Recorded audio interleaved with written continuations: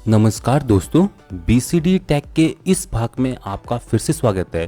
दोस्तों, ऐसा क्या होता है मोबाइल फ़ोन के अंदर कि आप इस फ़ोन को अगर ज़्यादा यूज़ करें, ज़्यादा गेमिंग करें या ज़्यादा इंटरनेट चलाएं तो ये फ़ोन गर्म हो जाता है। तो क्या होता है दोस्तों इस फ़ोन के अंदर सबसे ज़्यादा गर्म, आइए देख लेते हैं।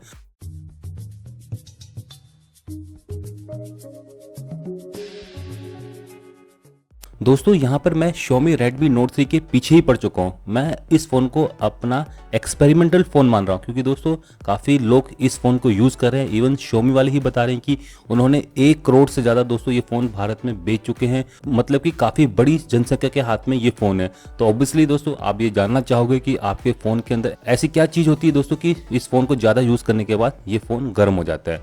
तो सबसे पहले तो दोस्तों मैं आपको दिखा देता हूँ कि बिगर किसी यहाँ पर यूजेस के, मतलब कि बहुत नॉमिनल इसको मैं यूज़ कर रहा हूँ, स्टैंड बाय पे ही पड़ा हुआ है और इवन देखा जाए तो काफ़ी ठंडा भी लग रहा है हाथ से पकड़ने के बाद। तो इस समय इस फ़ोन का टेम्परेचर कितना है, इसके लिए दोस्तों मैं अपना थर्मल इमेजिंग कैमरा यूज़ कर रहा हूँ। मेरे पास दोस्तों इंफ्रारेड थर्मामीटर भी है, बट फिलहाल इसके मुकाबले ये जो फ्लेयर का ये थर्मल इमेजिंग कैमरा ये काफ़ी ज़्यादा एक्यूरेट है और दोस्तों साथ में ये आपको पूरा प्रोफाइल बता देगा।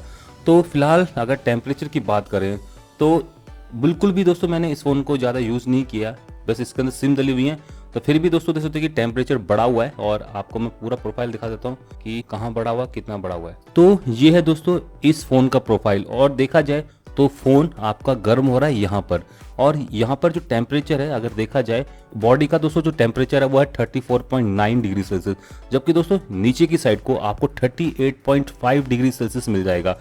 क्योंकि दोस्तों यहाँ पर लगी हुई हैं आपकी नोटिफिकेशन एलईडीज। अगर डिस्प्ले ऑन होगा तो बैक लाइट में जो एलईडीज लग रखी हैं वो ऑन होंगी, और फिलहाल अगर ये एलईडी ऑन होगी तो यहाँ पर दोस्तों ये डिस्प्ले गर्म होगा। तो थर्मल इमेजिंग कैमरा दोस्तों इन्हीं एलईडीज का टेम्परेचर यहाँ पर मेजर कर रहा है। 38.5 डिग्री सेल्सियस है करंटली दोस्तों इन एलईडीज का टेम्परेचर।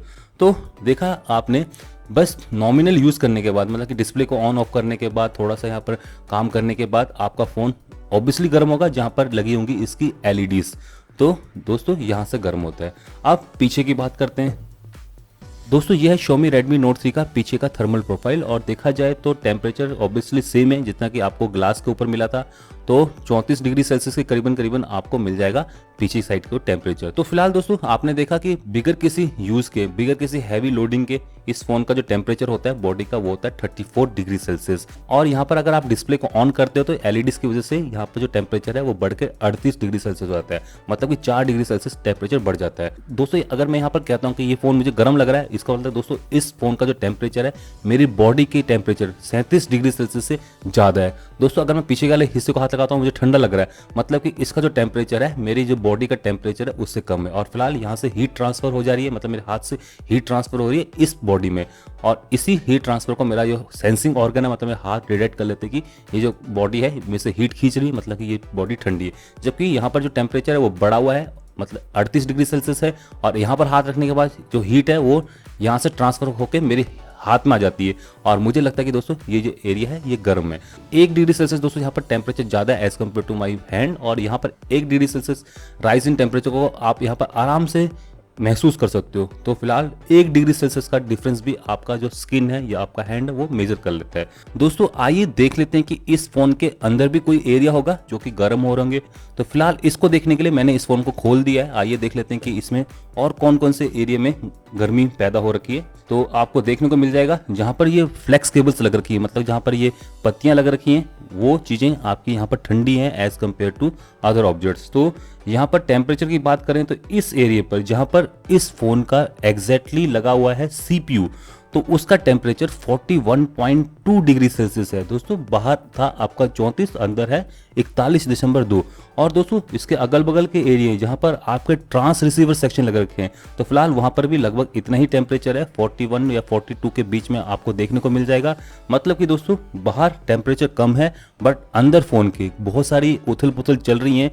और फिलहाल इस कनेक्टर पर जहाँ पर ये बोर्ड कनेक्ट कर रहा है एंटीना को, तो फिलहाल वहां पर टेम्परेचर और भी ज्यादा राइज किया हुआ है 43.0 डिग्री सेल्सियस। मतलब कि दोस्तों ये सबसे हॉटेस्ट पोर्शन है इस फोन का। यहाँ पर दोस्तों सबसे ज्यादा टेम्परेचर राइज कर जाता है और कारण दोस्तों ये है क्योंकि यहाँ से सिग्नल आपके ट्रांसफर हो रहे हैं आपके बोर्ड पर, और इसी वजह से दोस्तों इस एरिया का टेम्परेचर सबसे ज्यादा है as compared to other. Vibrator motor दोस्तों ठंडी पड़ी हुई है, कोई ज्यादा यहाँ पर गर्म नहीं है। आइए दोस्तों देख लेते हैं नीचे वाला पोर्शन। तो नीचे वाले पोर्शन में आपको मिल जाएगा बैटरी और साथ में आपको मिल जाएगा ये लाउड स्पीकर वाला पोर्शन। तो फिलहाल देखा जाए तो ये सारा पोर्शन यहाँ पर ठंडा पड़ा हुआ है, जबकि दोस्तों पीछे से जो बैक लाइट है उसकी हीट है वो पीछे को ट्रांसफर हो रही है, और इसी वजह से दोस्तों यहाँ पर टेम्परेचर आपका 38 डिग्री सेल्सियस हो चुका है। तो दोस्तों यहाँ पर आपको क्या पता चला दोस्तों, इन थर्मल इमेजिंग कैमरा की इमेजेस को देख के तो यही लगता है कनेक्टर्स जहां पर लग रखे हैं दोस्तों सबसे ज्यादा टेम्परेचर वहीं का होता है, और उसके बाद दोस्तों सीपीयू और रैम वाला पोर्शन गर्म होता है। तो दोस्तों ऑब्वियसली स्टैंड बाई टाइम पर आपका नेटवर्क ऑन है, और नेटवर्क यहाँ पर दोस्तों सबसे ज्यादा यहाँ पर पावर कंज्यूम कर रहा होगा, और उसी कारण से दोस्तों इस एरिया का टेम्परेचर यहाँ पर सबसे ज्यादा होता है as compared to other area. तो दोस्तों आपको पता चल गया कि आपके फोन के अंदर ना ही दोस्तों बैटरी गर्म होती है, ना ही फिंगरप्रिंट सेंसर गर्म होता है, ना ही दोस्तों लाउड स्पीकर गर्म होते हैं, ना ही दोस्तों यहाँ पर आपकी वाइब्रेटर मोटर गर्म होती है, नॉर्मल स्टैंड बाई मोड की बात कर रहा हूँ, ना ही दोस्तों यहाँ पर जो कनेक्टर्स हैं फ्लेक्स केबल्स हैं ये गर्म होती हैं। तो फिलहाल गर्म क्या होता है यहाँ पर दोस्तों, गर्म होता है आपका आरएफ वाला पोर्शन और सीपीयू वाला पोर्शन, और साथ में आपकी बैकलिट एलईडी वाला पोर्शन। तो दोस्तों ये है इस फोन के गर्म होने वाले कंपोनेंट। अभी दोस्तों आपने जो टेम्परेचर देखा है ये फिलहाल देखा है विदाउट किसी बड़ी प्रोसेस के। तो यहाँ पर दोस्तों मैंने रिलायंस जो की सिम डाल दी है, और अब चल चुका है इसका 4G वाला मोड।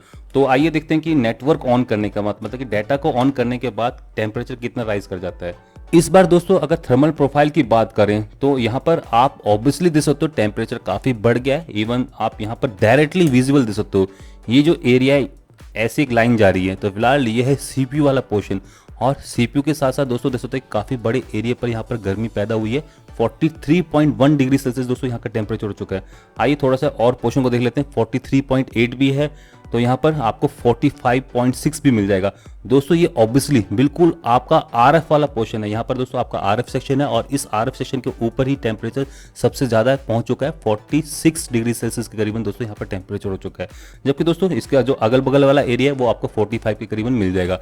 तो यहाँ पर आपने देखा जैसे आप इस फोन के अंदर इंटरनेट को चलाते हो, 4G सिम को डालते हो, तो फिलहाल उसकी वजह से इसका जो आरएफ वाला पोर्शन है वो दोस्तों ज्यादा गर्म हो जाता है। ऑब्वियसली साथ में सीपीयू वाला पोर्शन भी गर्म होता है, बट दोस्तों रिमेनिंग एरिया में ज्यादा कोई डिफरेंस नहीं आता है। तो फाइनली दोस्तों यहाँ पर मैं चला रहा हूँ हैवी प्रोसेसिंग, मतलब कि यहाँ पर मैंने AnTuTu बेंचमार्क चला दिया है 3D वाला।